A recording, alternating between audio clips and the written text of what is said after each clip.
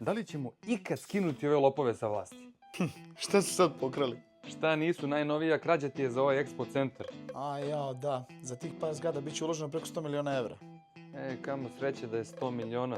Pre će biti 100 milijardi. Gledao sam reportažu o tome. I bre, pa zašto tolike pare? A bar nešto korisno da naprave, nego oni prave nacionalni stadion.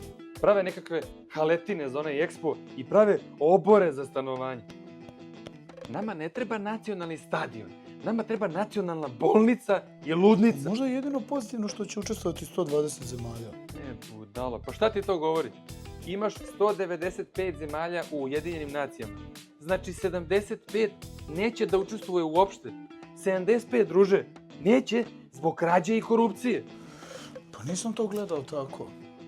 Jer ti uopšte gledaš ove nezavisne medije? Ne gledam TV uopšte, svi lažu. A ne lažu svi. Zna se vrlo dobro ko laže.